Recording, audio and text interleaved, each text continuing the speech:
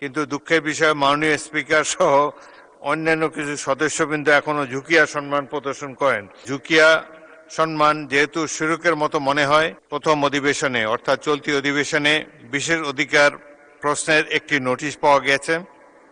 নোটিশটি দিয়েছেন মাননীয় সংসদ সদস্য মোহাম্মদ মুজিবুর রহমান, রাজশাহী 1।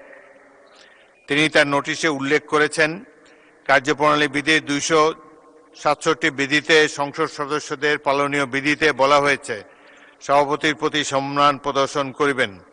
2006 সালের আগে ঝুঁকিয়া সম্মান প্রদর্শন করার কথা ছিল। 2006 সালের সেপ্টেম্বর মাসের 26 তারিখে ঝুঁকিয়া সম্মান যেহেতু শুরুকের মতো মনে হয়, তাই কার্যপ্রণালী বিধি থেকে ঝুঁকিয়া শব্দটি রহিত করা হয়েছে। কিন্তু দুঃখের বিষয় মাননীয় স্পিকার সহ অন্যান্য কিছু সদস্যবৃন্দ এখনো ঝুঁকিয়া সম্মান প্রদর্শন করেন। বিষয়টি জনগুরুত্ব সম্পূর্ণ বিধায় তা বাস্তবায়ন করার দাবি রাখেন। আমার উত্তর হল, মাননীয় সদস্যের নোটিশটি তার বিশেষ অধিকার প্রশ্নের সাথে কিভাবে জড়িত তা বোধগম্য নয়। অধিকন্তু নোটিশে তিনি বা তার সংসদের অধিকার ক্ষুণ্ণের প্রশ্নটি স্পষ্ট করেননি।